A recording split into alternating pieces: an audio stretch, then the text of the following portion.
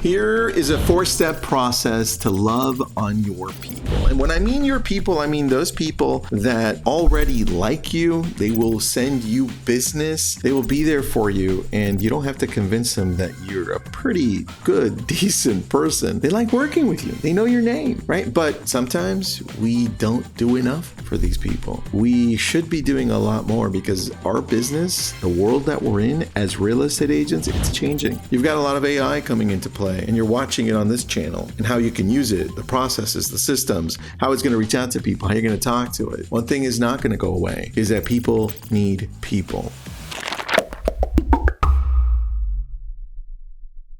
I'm Tristan. Welcome to your daily real estate. This episode's brought to you by abrillianttribe.com. So where do we start when it comes down to loving on your people? I'd like to start with listen and log. And I've got something here for you. If you need it, message me. I'll send it over. I'm going to start putting these into a section where you could just download them. This way you don't have to keep messaging me. I know a lot of you are like, Tristan, I want everything that you're giving. And I'm like, yeah, makes sense. I'm going to make something for you. Just give me another month. We're almost there. Number one, step one, listen and log. Keep a running list of your favorite clients, your cheerleaders, your referral partners. I would say start with something as easy as a piece of paper. Put down your top 20 people that come to mind. And I can do it in different forms. I can be like, hey, who are my top 20 past clients that I love, that I know love me? Who are my 20 top referral people? And I say referral people because some of these are not clients. Some of these referral people are friends that have never bought because they just don't want to. Real estate agents that send me business consistently and love on me, and other people that fall into that category. So think about that. Who's the list? Write them out. Note their birthdays, hobbies, favorite coffee or drink. I know some of them don't drink coffee. They drink tea or wine or whatever, or everything. And recent wins. Kristen, how do I find their wins? I'm like social media. And hopefully you're talking to them so you know their wins. And then update the list anytime you learn something new from them.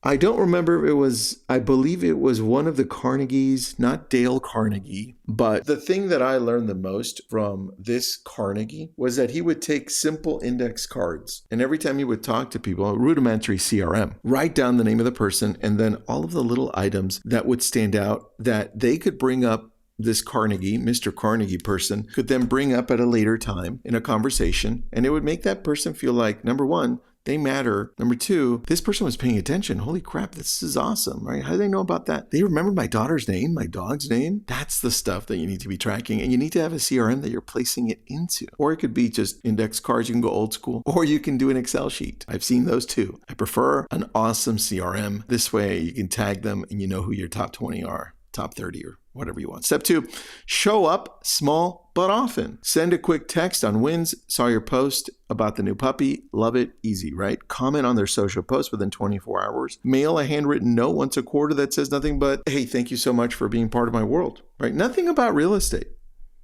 Or note something that you know about them that's coming up. Or something that they celebrated, right? Like my daughter just graduated. Guess what? One of my top 20 people sent my daughter a nice card and sent her a book too. Like that's amazing. How did it make my daughter feel? It's more important than her sending anything to me. The fact that she did it to me, right? And if you're listening, you know who you are, Elena. So that's step two. Step three, create a VIP moment every 90 days. And this is something that I'm working on. I learned this from reading a book, and don't ask me which book. I don't remember which one, okay? This is not my idea, but I loved it. And that's drop off a small item to their interest. Book for readers, golf ball for golfers, journal for journalers, movie tickets for movie buffs, right? That type of stuff. Cookbook for cooking people and people who love cooking a lot, right? You get it? And then invite them to a casual coffee or happy hour or tea time or hot chocolate. There's no pitch, just connecting. And we've gone through this before.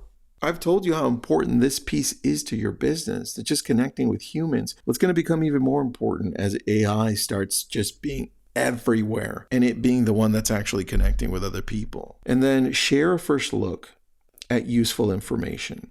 Market snapshots, tax saving tips. Before you send it to your full list, send it to these people first. and they'll appreciate it and say, hey, I found this. I thought you might find it interesting. That's it. And see how they respond, right? It's almost like a little survey that you're doing.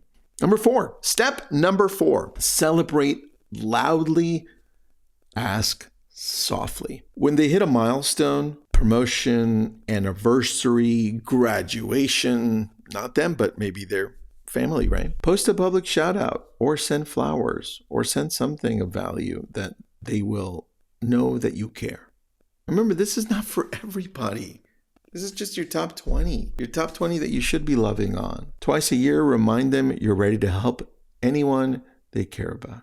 And look, this one you can or can't do. You don't have to do this one. I know some agents do it really well. I don't actually ask for business. I don't remind them. They just already know. I mean, the way I show up on social media, the way I show up consistently, they already know. If that one's for you, take it. If not, then do what I do. Now, if someone you know needs real estate help, send them my way.